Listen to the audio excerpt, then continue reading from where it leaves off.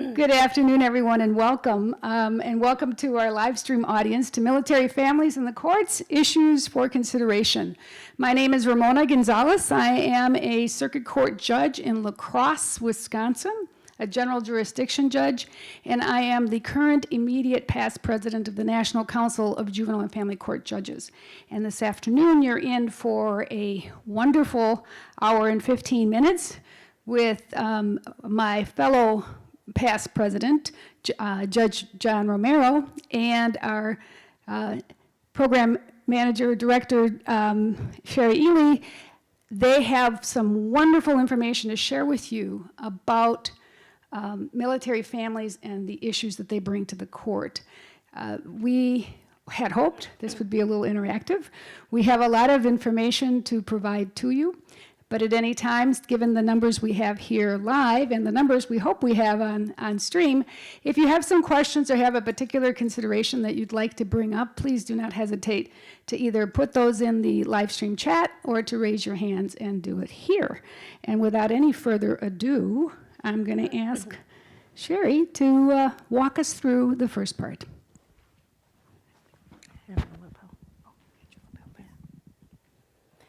Good afternoon, everyone. Can you hear me okay? I think you can. I'm using my lapel mic.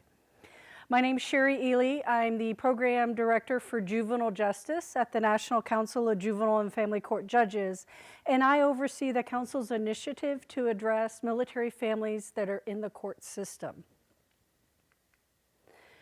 And I'd like to start out by just letting you know that we are a funded project by the State Justice Institute. And because we are funded by SJI, we just want to give the disclaimer that the points of view and opinions expressed today are those of the presenters or of the National Council, are not necessarily those of the State Justice Institute. And we are funded under that grant listed right there. And I want to present a little bit of foundation about how did we get here? How did the National Council become involved in addressing issues with military families that are in the court system? And it really started over a decade ago. Back in 2010, we formed a committee under our board of directors, and we called it the Military Committee. And it was due to interest by several of our judges and members who were having a large number of families in their court systems that were from military families that were having unique issues. And they really thought this was an issue that needed special attention and to be addressed by the National Council. And so we formed this committee in 2010 to gain a better understanding of the issues that are faced by military-connected families that are in the juvenile and family court system. We focused on the same cases that the National Council focuses on in our work, which is family violence, child abuse, juvenile delinquency, divorce, and child custody. Our committee is still active today. We're 11 years in. Our committee's grown quite a bit. And it's comprised of both active and retired judges, retired members of the military, and civilian workers for the military are our most recent addition to the committee. And the two judges that I'm presenting with today, Judge John Romero and Judge Romero Gonzalez, are not only past presidents of the National Council, they're both members and very active in our military committee. In 2011, a year after we initiated the Military Committee, the National Council and our Board of Directors approved a resolution that is regarding judicial education on military issues. And the resolution's purpose was really just to demonstrate a commitment to providing judicial education on military family issues. Our resolution really stresses the importance of collaboration between not only allied organizations and experts, but both inside the military and those in the court system. And we're trying to develop curricula, training, and technical assistance materials. Our target audience are juvenile and family court judges and those that work in those court systems. Our resolution also advocates at all levels for the resources needed to support the development and dissemination of the materials to the field, and it encourages and stresses collaboration between civilian and military personnel to resolve whenever there are case processing issues in local jurisdictions and enhancing the delivery of services to those that are from military-connected families. We promote the use of judicial leadership to convene stakeholders and community groups to improve responses to the needs of military-connected families. And you can read the full resolution and its intent at this link that's provided on the slide. So it took a few years. So 2010, we had the committee. 2011, we have a resolution. And in 2015 was our next major milestone in our Military Families in the Courts initiative. It took a few years to first find funding and gain traction and support to hold our first national summit. And we received some very, very small grants. Some of them were specific to the state of Georgia because we held our first national summit on courts in the military in Fort Benning, Georgia. And we have a judge who's very active in our military work, Judge Warner Kennan. He's out of Columbus, Georgia. He's a past chair of our military committee and the current vice chair. And he and his court sit right near the gates of Fort Benning. And so they were the hosts for our first national summit, and he had been working informally with Fort Benning and then formally through some agreements to address issues that he and others were seeing in the court system for military-connected family. The goal of the summit was just to lay the groundwork for collaborative relationships between courts, between military institutions, civilian agencies. We had a lot of military family serving organizations attend. We had folks from the military outside of Fort Benning from different branches of service who were connected in DC and the Department of Defense also attend this first summit. And then we had a lot of local, like city, county, and then a lot of state government officials from Georgia because we were very focused on learning about the relationship between the court system in Columbus and Fort Benning.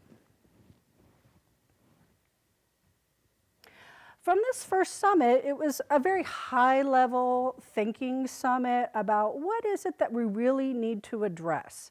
We really didn't do a deep dive into the issues at that 2015 summit, but we did walk away with 5 priority areas that need to be addressed when we're talking about military families that are in the court system.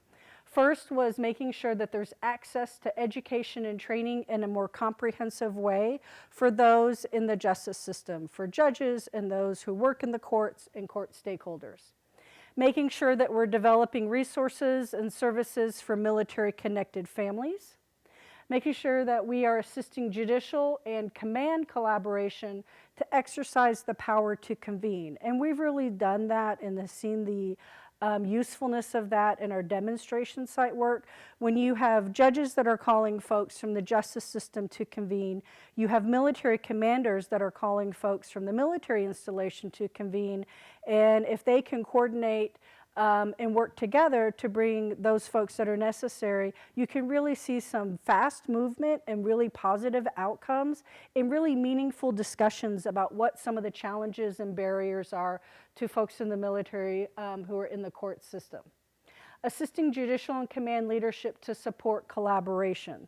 And that's really talking about implementing formal agreements between courts or state court systems and military institutions about how they are going to support families, whether it be through data, information sharing, or resource sharing, and really just about addressing some of those processes in courts that may be really difficult for military families to navigate. And the 5th finding was also about data sharing and assessing the risk and need for military-connected families. We found that there's very little data out there, and we really need to prioritize addressing the collection of data about these families that are in the court system. So then we moved to the next phase of our initiative, which began in 2017. We developed a proposal for a project to address military families in the court system and proposed it to the State Justice Institute. And we're very fortunate to be funded by SJI for a project that started in January of 2018, and it was originally to last about 3 years. But due to COVID and the pandemic and some slowdown in progress, we're actually extended through December of this year. And our project is called A Coordinated Approach to Serving Military Families in Juvenile and Family Courts. And our goals are to increase effectiveness of courts in cases involving military-connected families, increase the collaboration between both civilian and military personnel to resolve any sort of case processing and resource issues, and then also to promote judicial leadership to convene stakeholders to form those collaborations. At the very beginning of our project, we had some difficult discussions about the focus. And since this was our first intentional project to address military families, we decided to narrow the focus and really determine that active duty military connected families were going to be the focus. We actually have brought in more recent stages looking at reservists, National Guard, and veterans, and we really think the next phase of our project will explore those areas much further, but we were just getting our feet wet, and so we really wanted to narrow focus to active duty military families. And again, these are the case types that we are focused on when we're looking at those cases in the justice system. Some of our project activities for SJI are to develop uniform standards for information and resource sharing. Again, this goes to our first summit, and we need to know more about developing these formal agreements. And a lot of state courts will say, I don't even know what I would want to put in an agreement. I don't know what the agreement should look like. I don't know who should sign the agreement, especially from the military installations. What should we be considering? And so we have a template for what those agreements will look like and some considerations for your court of what you might want to put into an agreement with your local military installation. And we'll be debuting that template this fall. And that is one of our project activities, and we think it will be one of the most useful ones for court systems and help guide and answer some questions from court managers. We've also been asked by SJI to actually do some demonstration site work. They wanted us to actually go into some court systems that are near military installations and help facilitate some of those conversations, some of the convenings, and enhance or start, in some cases, their collaboration. And our first sites are in San Diego, just by coincidence, is one of our very first sites, working with Camp Pendleton. But we quickly discovered when we got here, or actually before we arrived in San Diego, that if we're going to be looking at families from Camp Pendleton, we have to look at Orange County to the north of Camp Pendleton as well. And so we actually work with both the San Diego Family Court and Orange County courts. And Orange County has one of the best veterans treatment courts in the country if you're ever looking for a great model to observe. It's right there in Orange County. And we convened folks from Camp Pendleton. We went into the camp, we toured the installation, and then we had a convening in Oceanside, the north end of San Diego, so it wasn't far from those from the military installation to meet us. And we really talked about, they had existing relationships with the San Diego courts. A lot of those were around child abuse and neglect cases. We discovered quickly there are issues with family violence and protection orders that needed to be addressed.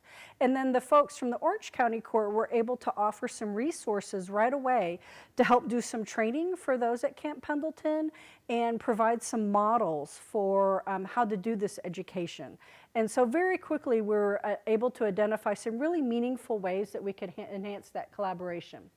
And then we also work with Fort Knox, which is in Kentucky, and their most local court system where the largest number of families reside is in Hardin County, Kentucky, which is Elizabethtown. And we just added our third demonstration site in June, and we're working with Joint Base San Antonio and the Bexar County courts in San Antonio itself. And so that is a brand new demonstration site we'll be working before the end of this year. Some of our other activities, we have a National Resource Center that lives on the NCJ-FCJ website. It's a resource center for military-connected families and courts, and all the information there is really pertinent to what folks in the justice system would want to know about working with military families. So we have some sample of MOUs and agreements, for example, the one between Columbus, Georgia, and Fort Benning, their agreement is on there.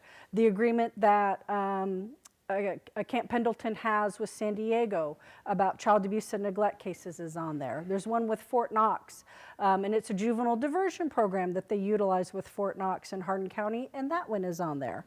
And so we're able to provide some sample resources, some information about legislation you would really need to know about service members, especially what might be really relevant to divorce, child custody, and child support issues, which are really complicated.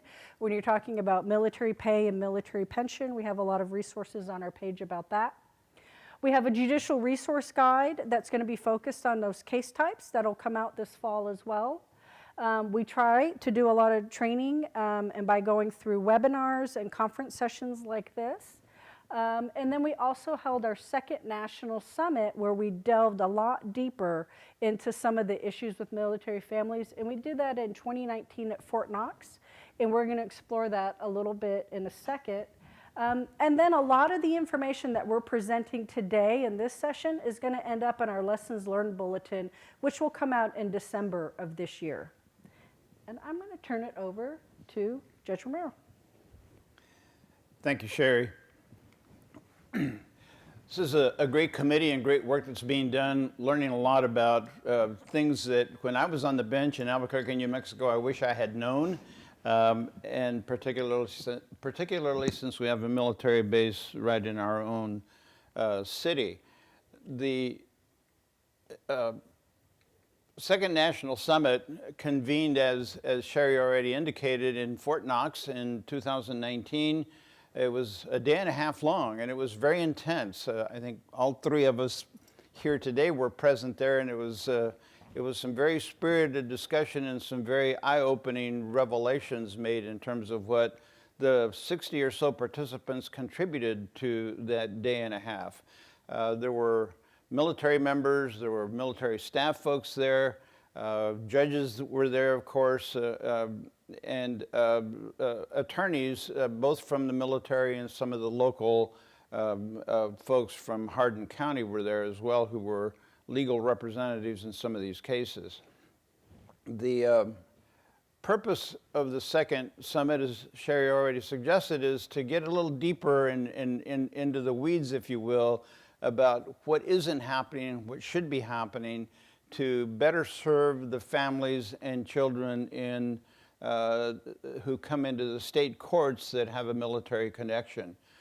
And that discussion was to be conducted among those who were there and share their experiences, what they would like to have had happen in situations they were involved in. And again, as has already been mentioned, we were looking not just at active duty military, but also at reservists, National Guard folks, and veterans groups as well. And basically, how does their system interface or not with our court systems? And very importantly, how do our court systems interface or not with the military systems? So again, the effort was to get real with each other about what isn't happening, what kind of collaboration should be taking place, and how do we enhance collaboration and communication between the two systems. So among the things that were identified as very important things to look at was just that there's a lot we don't know. Large gaps of knowledge about how the different systems work. Where does the authority of the military end and where does the court authority begin, and vice versa. The military folks are sort of owned by the branch that they belong to. At least that's what I was told when I was in the Navy. I own you. You know, I tell you where to go, when to do it, when to eat, and all those kinds of things. And you know, the court system, for those who don't get into the courtroom very often, is a strange system as well. And to some measure, depending on who the judges are and their own personalities, may communicate intentionally or inadvertently that I'm the boss, you do what I tell you to do. If I issue an order, you will obey it. So the conflict that is apparent from the get-go to those military families who are unfortunate enough to be in court, but also having to serve essentially two masters. Our court in New Mexico was one of the Annie Casey Foundation courts on juvenile justice, and one of the things I learned from being involved in that effort for over 17 years is data are our friend. You can't guess about what you're doing. Gather the data, learn from it, and that will direct you on where you need to go. So during the second summit, that was one of the many things that was talked about and agreed to, is that we need more data. We need to know what we need to gather, and we need to know how to use that. And the military may not be willing to share some of that data. And even within the court system, depending on, the court case management system doesn't necessarily talk to the child welfare system, and everybody wants to keep, hide the ball because we don't want you to know what we know. And that doesn't work when you're dealing with families who are caught between the military culture and the court culture. It was discussed during the second summit about the importance of MOUs and MOAs and putting in writing what you can agree upon as far as the court system and the military system in your community. While those were acknowledged as very valuable instruments and tools, there's a downside to MOUs and MOAs as well. They're pretty high maintenance. A commander changes and you need to relook at the agreement. The presiding judge of the court retires or for other reasons gets promoted to a different court, is an appellate judge now, and the things that worked under the previous presiding judge or chief judge may not be okay now. So those are dynamic, fluid documents that need to be looked at very carefully, early and often, to make sure they're still relevant.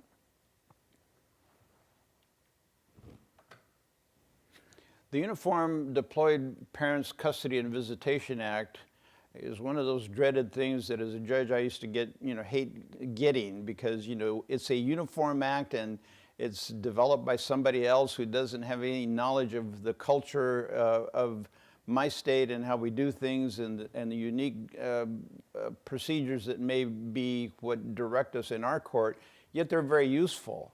You don't have to buy into them 100%, but don't throw them out because they may not have any value. You don't know until you try it. But this Uniform Deployed Parents Custody and Visitation Act strives to make provisions uniform across courts. That's one of the things we learned at the second summit is the differences from one court to the next.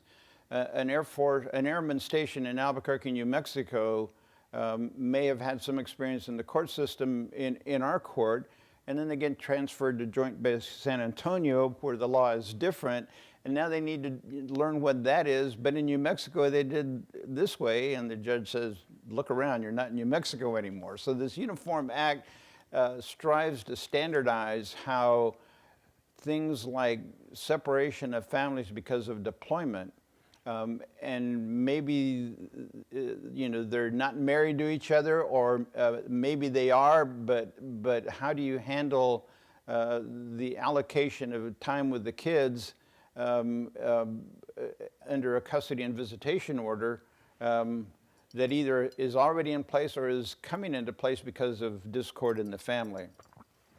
So that's one of the recommendations from the second summit, is that Uniform Act should be looked at, considered seriously, and implemented in the state courts. Right now, I think that there are 10 to 14 courts that have actually adapted that act, and other states like New Mexico kind of have their own uniformed deployed parents provisions in the family code, which in looking at it pretty much tracks the Uniform Act. So even though they don't call it the Uniform Act, they pretty much plagiarized it, which is a good thing. I think that's what Uniform Acts contemplate.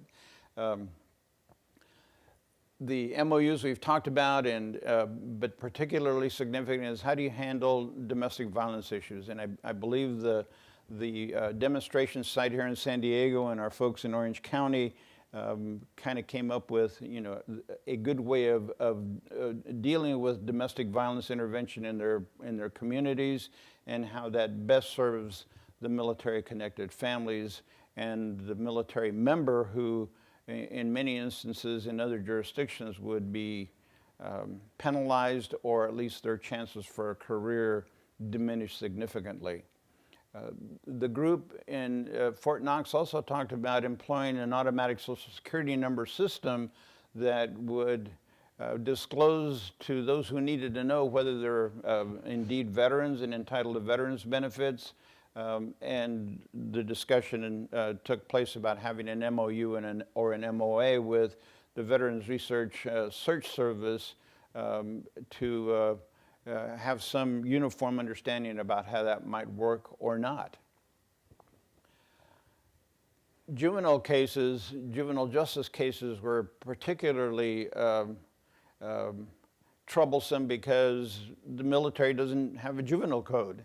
The Uniform Code of Military Justice doesn't really contemplate how you handle the alleged delinquent act of a service member's child and how that's dealt with. And the discussion was that that shouldn't be part of the military's decision making anyway. That should be handled in the county adjacent to that military site where they do have a juvenile code and juvenile standards for handling cases, and particularly in this day and age when not only criminal justice generally, but juvenile justice reform is front and center of what is taking place. The way we used to do it isn't really successful, so why do we keep doing that?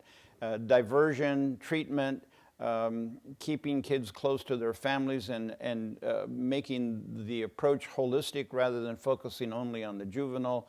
The military has no system for doing that in most instances. So how do we ensure that juveniles get the benefit of what happens in the civilian courts if they're going to be tried in the military system, however that works? We also see a trend nationally, of course, with removing domestic violence cases from the chain of command, if you will, and sexual abuse cases from the chain of command. So this is probably a good time to push that effort even more about juvenile justice cases being handled in the community rather than on base. Since this effort was first and foremost an effort to train judges and judicial officers and attorneys and other court-related folks, one of the recommendations was to make it easier to provide that training, not just coming to a conference where you get trained, but to have the lessons available electronically at various, on various subjects. And there was also an effort to ensure that we were dealing with the issue of trauma and how trauma affects these families, and being trauma responsive in how we handle these cases, and ensuring that the training underscored that as well. In every community, there are family and child service organizations, some of them state agencies, some not, but to explore the possibility, and the recommendation was made that every military installation had some form of agreement, an MOU or an MOA, with the jurisdictions that they're close to ensure that services to children and the families are available from the state providers, not just from the military. Getting to kind of a higher altitude, there was also the discussion about national level efforts to create uniform regulations or to enact legislation to promote the enactment of legislation that would, at a minimum, focus on data gathering and make that a requirement throughout the military, and somehow for the courts as well, that states would be encouraged to ensure that their courts are collecting necessary data to better serve military-connected families. The Deployed Parents Act that I was talking about earlier takes into some consideration this requirement or recommendation about standardized language in parenting orders, and there's more of that in that Uniform Act if you find that of interest to you at this point.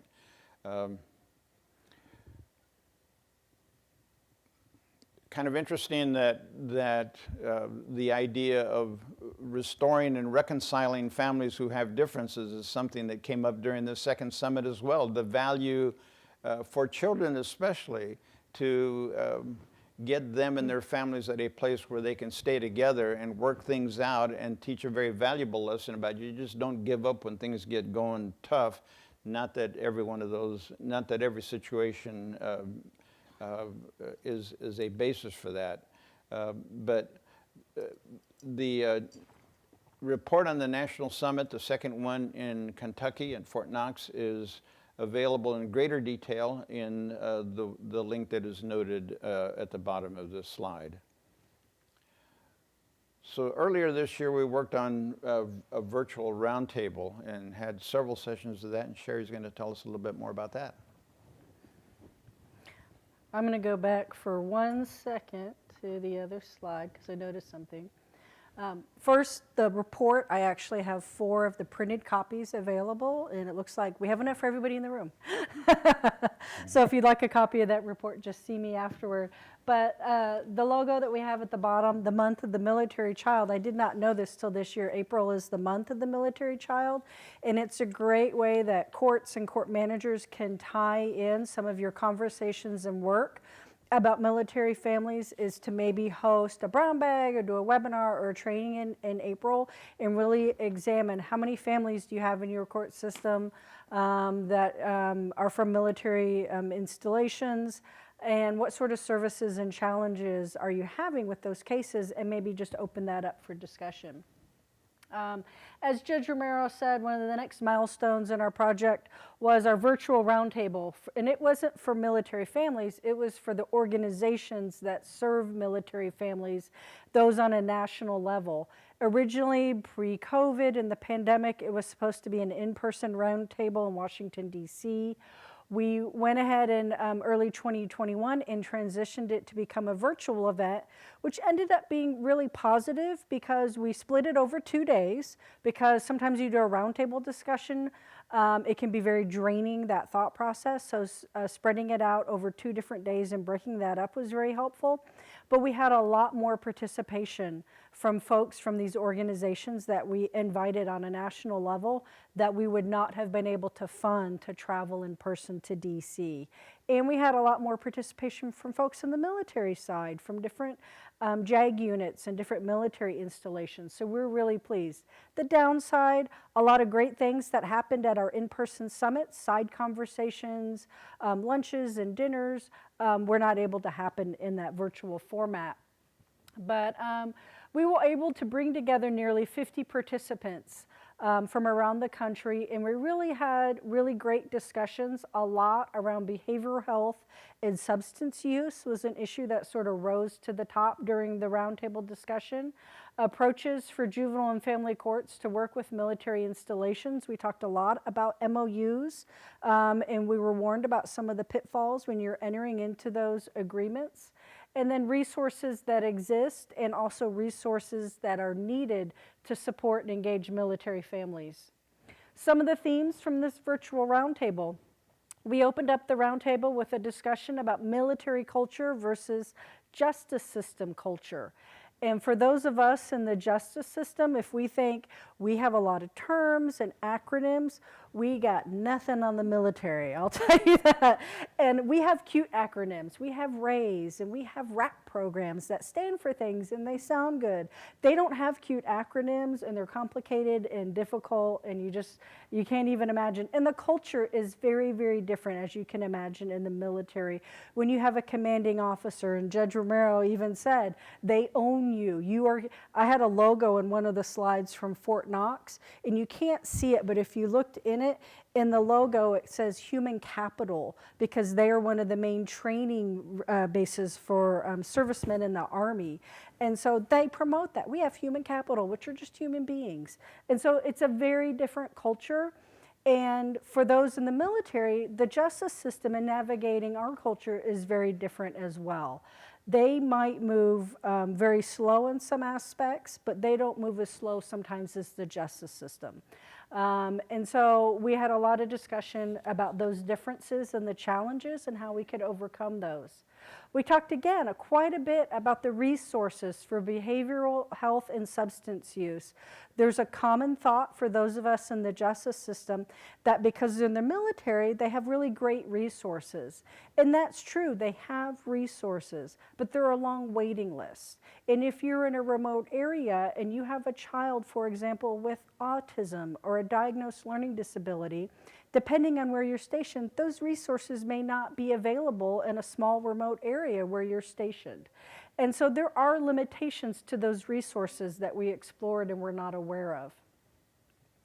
And then also the mobility of service members and their families. So due to their change in deployments, due to changes in in their service assignments, they move a lot. Even when they're not deployed, they often have changes in address, they move on and off the base, and there's disruptions in connections to their own family support and their own extended family members. So when you have cases in your court, oftentimes you might see families that have other family members, friends, people who are very supportive. You won't necessarily see that in military families because they are so removed distance-wise from those that are their support system. Other themes, we talked about approaches for juvenile and family courts to work with local military installations. So there were some tips and guidance about when you're developing those MOUs, how often they need to be reviewed, how often they need to be signed, who some of the key people are in the installations that you will want to speak with, what are some of the issues that you really should be addressing. And we also talked about collaboration and awareness by the national organizations that serve military families about what each is offering. There's a lot of training and resources that could be available for courts and court systems from all of these organizations. There's just a need to get the messaging out like we're doing today to talk about what is out there. And then very important was the identification by court systems and court-related treatment providers to know the number of military-connected families and individuals you're serving. When we talk to courts, very rarely are they asking questions. Are you connected to the military? It's very rare that there's a direct question, and even more rare that when they do ask and have that information that it's recorded or that any sort of data or reporting can be done to say, well, how many military families, how many veterans, how many reservists do you have in your cases each year? How many do you see in your system? And it's an unknown, and it's really important to be able to figure out a way to start tracking that.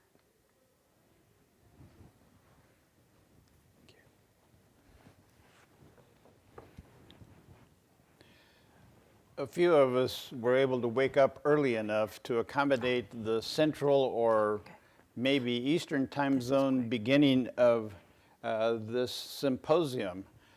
If you were in California, you had to be up at 4:30 and wide-eyed and bushy-tailed and ready to get online at 5 o'clock to participate in this virtual symposium.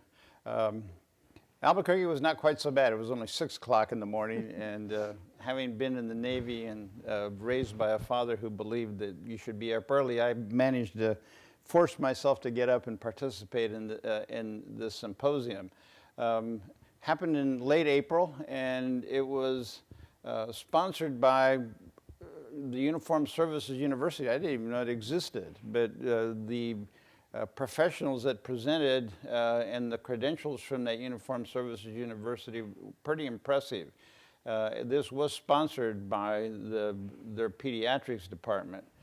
First time they'd ever gotten together, they too had planned to do this in person because of the pandemic that was transitioned into this virtual inaugural meeting to bring together a bunch of folks who have first and foremost an interest in the health and well-being of the children of military families. Well, I guess I better press the right button here.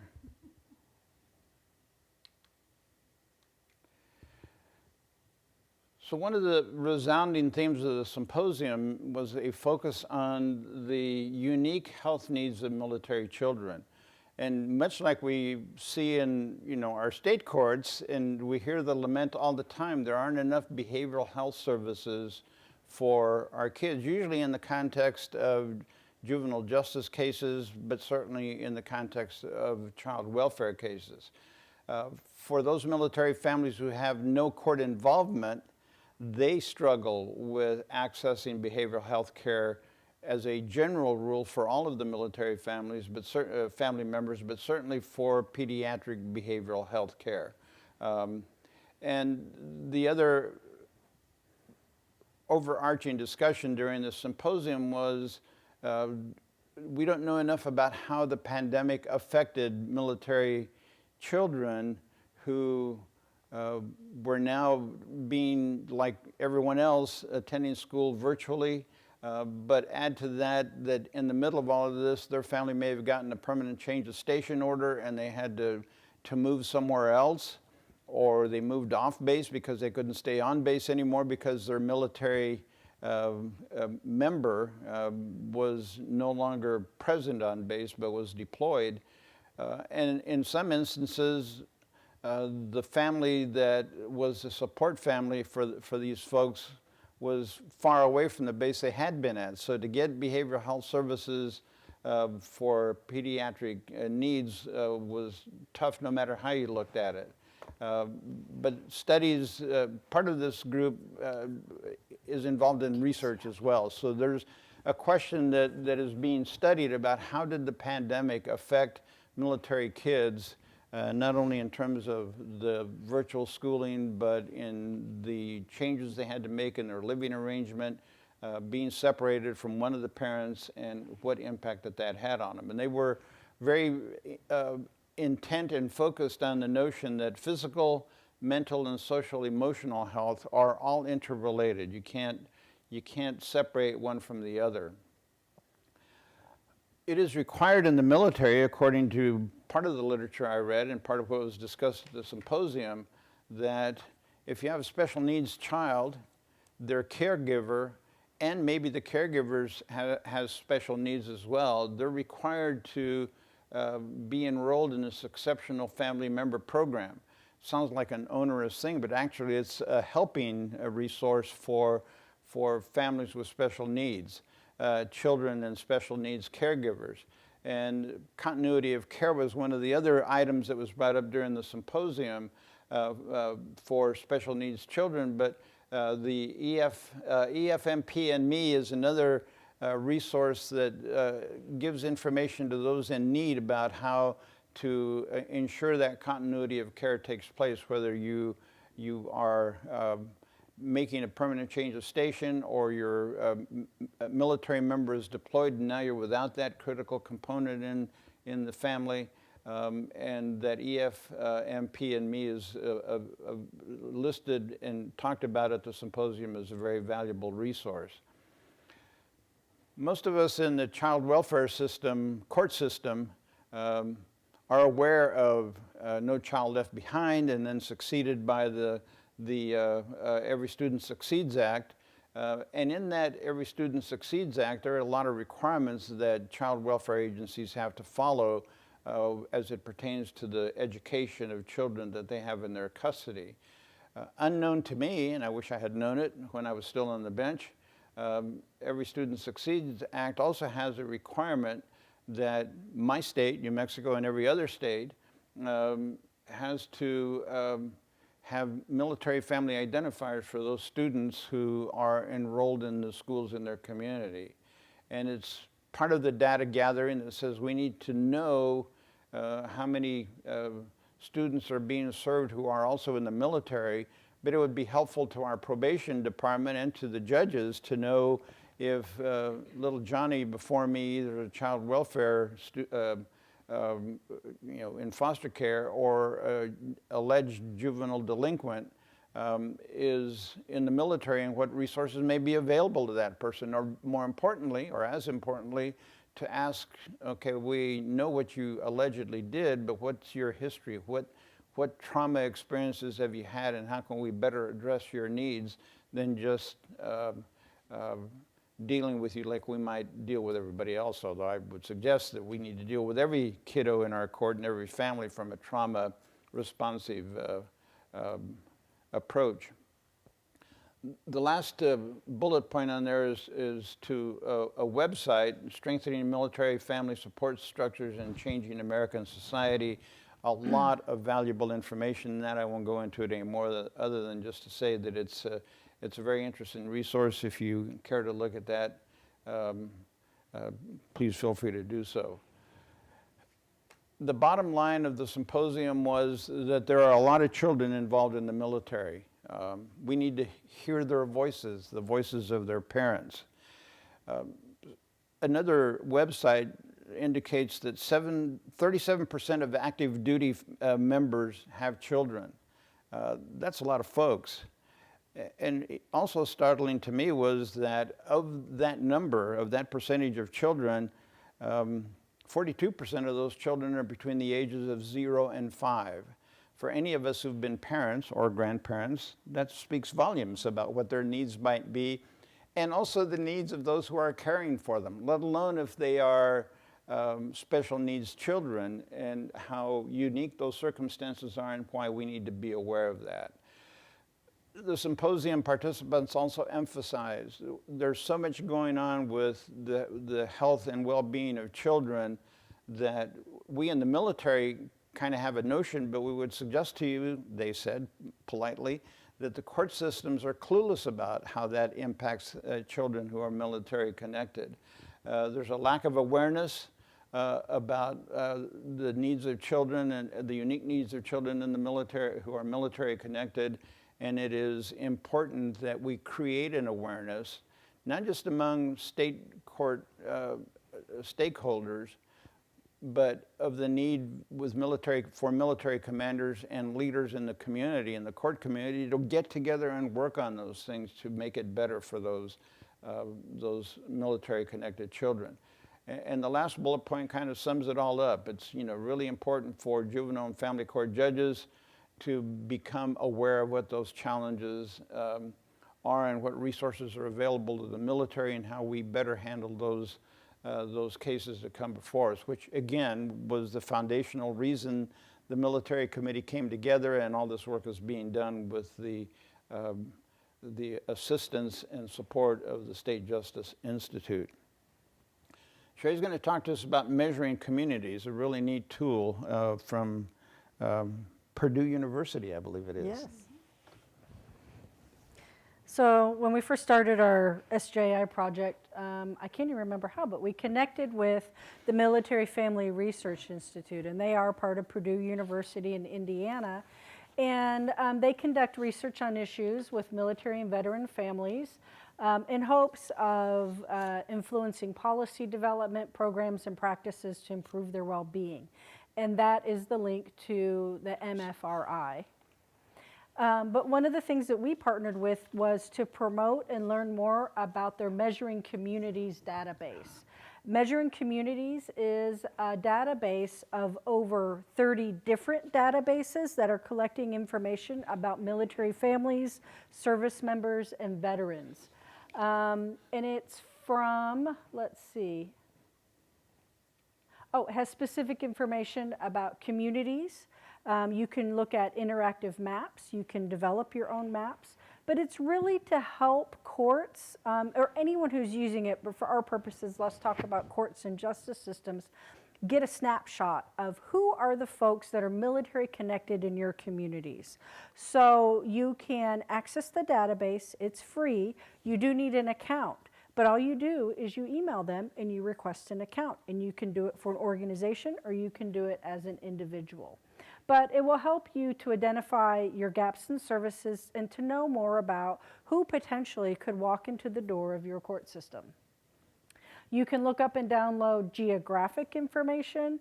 So when we did a demonstration at one of our conferences, and I had someone from who worked on the Measuring Communities database from MFRI co-present, she just randomly picked someone from the audience. Sir, where do you live? Oh, you live in this city. What's a zip code? And she was able to go on and demonstrate, and this was a person who said, I don't really see many military families in my community in our court system because we don't have a military installation nearby. And when she actually brought up the snapshot of the community, he was quite surprised at how many military-connected families, how many veterans, how many reservists were right in your own backyard. And so that's one of the ways to find out what's the potential for your impact on military families. You can make custom maps, tables, and graphs. You can print out your county and city snapshots. You can do state snapshots. You can create your own sort of, I want to look at a community looking at just these zip codes, for example, and you can get a snapshot of just those zip codes. This is an example of what the login page looks like, and you'll see on there you can look at a report They do an annual report of measuring communities, and that is free to access without having the login and of the account. But if you want to go and look at your own snapshot, you'll want to go to this measuringcommunities.org website. And you'll see at the very bottom of the login page, it'll say, to access Measuring Communities, become a member. Apply for an individual organizational membership. That's what you'll want to do for your first time to access. And you'll be assigned an ID and be able to log in from that point forward. And like I said, they do have this Measuring Communities report. It's updated annually. The current report online is from 2019, and it will tell you a lot about military families and communities, about housing, about education, about employment status, about child care, about behavioral health needs. So the report is just under 30 pages, and I highly recommend that you take a look at that report. And Cheri, I think it's important also to point out that that's a great tool if you're trying to figure out when you're making your budgets and whether or not your court should be looking at these issues. This is how you justify putting that in your budget. It's an excellent point. The miraculous things that have been discovered in this military committee and the work that's being done. Among them is Blue Star Family's Military Lifestyle Survey.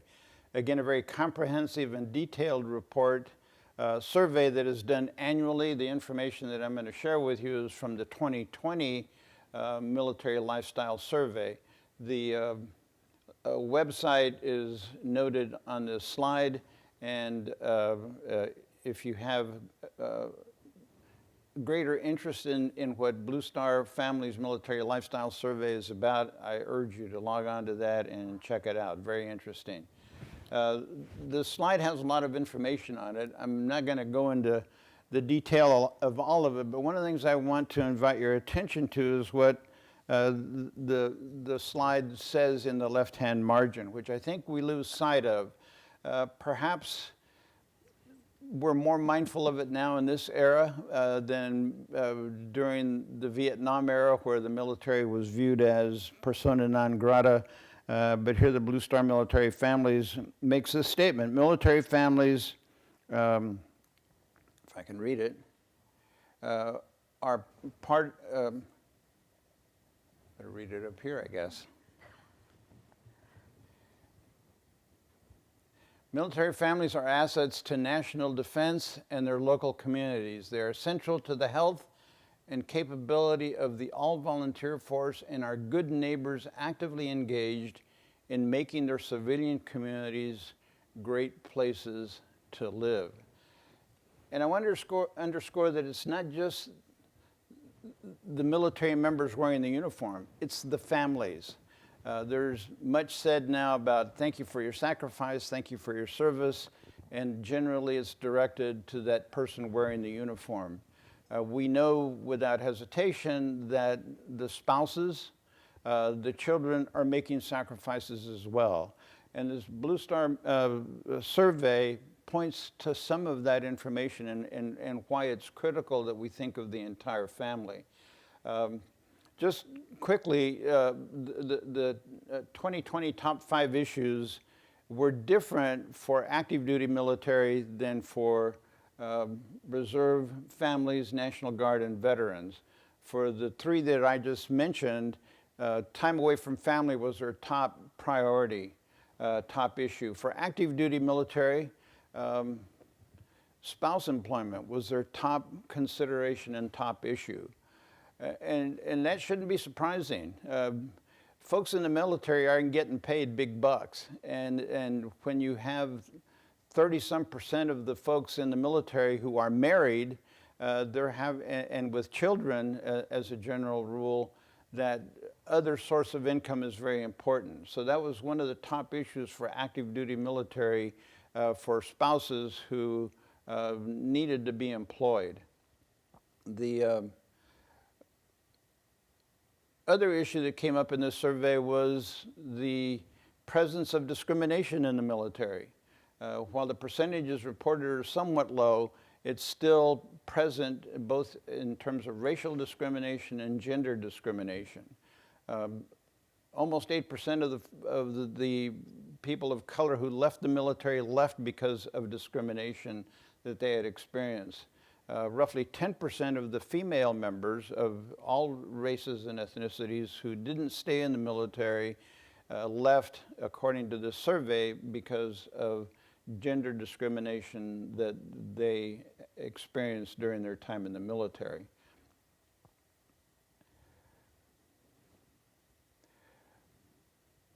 Most military families feel like the community is supportive of them, that they appreciate their sacrifices and that they have unique issues, but less than 50% of those military families, according to the survey, feel like they are part of the unit or organization that they belong to. The next infographic, just to highlight a couple of things, particularly with regard to spouse employment. 80% of spouses in the military are part of the workforce. 20% of spouses in the military are unemployed, but would like to be employed, actively seeking employment. So that's 100%. The 41% that's listed in the last graphic part there is that part of the spouse military workforce that is no longer in the workforce as of March of 2020, COVID, of course. And they haven't been able to get reemployed as of the date of this survey last fall. And then shockingly, or not, because many of the employed spouses happen to be female, not all of course, but they're very underemployed as well. The housing situation is another issue that came out in this survey. When you're living on base, housing is provided if you live off base because on-base housing is not available, or whatever the reason is that you're living off base, the out-of-pocket that you have to pay for the off-base housing exceeds what the military housing subsidy is and presents a hardship. Another reason why spouses find employment is one of their top issue. It's kind of a sad commentary that military families also are experiencing, lack of food, sufficient lack of food. It's one of the things that this Blue Star Family Survey shows us that's going on in the military. Many other things listed in the report and also in this infographic that I would invite you to take a look at as you choose to do so. This is a conference for court management, and the question then is, what can court managers do to support military-connected families in the courts? As a retired judge, we look to and dependent on our court managers in our court system to meet our needs, as it were, as judges. And that meant not our needs necessarily, but the needs of the families that came before us, so we could better serve those families and do our job in a more efficient manner. So, collecting data is one of the things that court managers can ensure is being done. And if court managers' jobs are anything like judges' jobs, there's a lot of things you want to do and you don't have time for. Judges can certainly meet with their court manager and ask for that assistance with their staff, or maybe a collaboration between the court manager and the judge's staff or the other court staff. It's important that court managers join the effort to train judges, to educate judges and other court staff on the distinction between civilian life and military life, the military culture and the things that they have to deal with.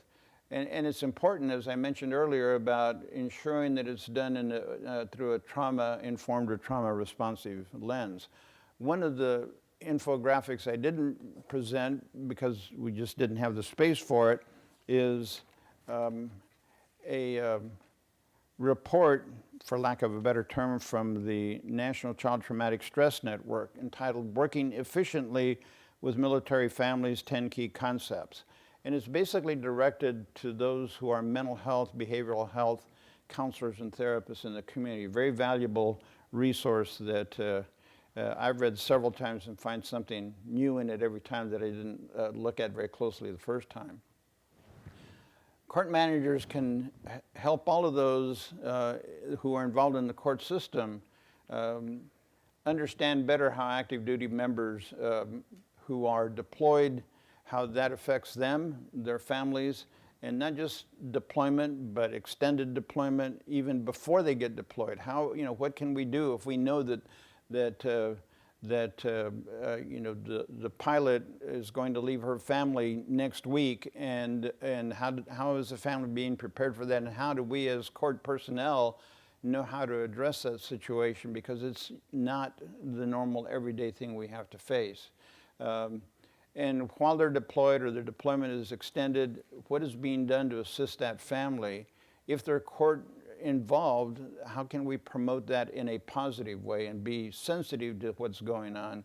And then when the military member comes back, when mom comes back from being the pilot on her deployment, how does the spouse and the children, how are they prepared to adjust to that deployment, to that return home, and even beyond? Because we know that folks coming back from deployments come back with additional experiences, scars, and trauma that need to be worked through, not just by that individual military member, but by the entire family.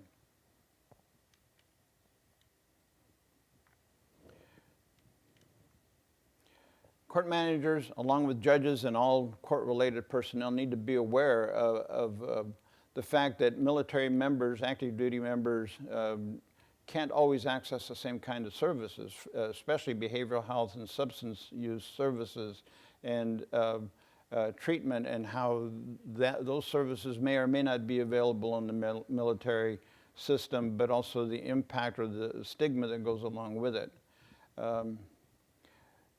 We all need to be aware of how active duty service members are impacted by their military culture. How they may be discouraged from seeking treatment and admitting that they need help, and maybe even discouraging or dissuading a spouse from saying you need help and you need to go to the base commander and ask for it, especially if that's how the family's supported and the career may be impacted by that. We judges and court managers also need to be aware of the difference between active duty members, reservists, and guard, and veterans, how they access services, and how veterans receiving services may be looked at as a positive thing. You served our country, you suffered an injury, and we need to help you. Our system needs to help you, as opposed to an active duty member who may need services. And the role of the military is that you will be mission ready. You can't be diluted in any way from your ability to answer that call at a moment's notice and go do what you've been trained to do. We all need to be aware, court managers and court staff, judges, about the role of the base command, the military command. We've talked about that already, but they run your life. They tell you what to do. A little different from civilian and governmental employees, although some might argue to the contrary. We need to be aware that a veteran's access to treatment and services is different, and that the mobility issue may not be a factor like it is for active duty reservists or guard personnel. We also need to be aware that veterans may be the only ones who can get services. Their family members, their children may not be eligible for the services that the military can provide, or they might be. It depends on the fine print. So there's a lot that court managers and the team of judges and court staff can do to enhance family and juvenile and family courts' ability to understand the needs of military-connected families who are involved in the court system and to better serve them, just like we are committed to better serving every family that comes before us, but understanding that the unique needs of military families need to be understood, and we need to be educated on those things, and we need to be educated on the military system and the culture, just like the military and their members need to understand the court culture and the court system. They're so diverse and so different. Thank you all for your attention, and I believe that's where we say thank you, and there's our contact information if anybody has any questions, and Ramona may have some follow-up things she'd like to add. I just want to thank everyone who hang on with us this afternoon. We're the last people standing. Those of you who are on the live stream, thank you. You know, one of the things that I want to just close with is to remind us that our military-connected families hide in plain sight. They don't necessarily identify themselves to the court system, and sometimes their privacy needs to be respected. But we do need to be aware that they're there. And so when we structure our systems, when we structure how we deal with the public, and when we think about how we as court managers and court systems support and serve, we have to remember who our audience is.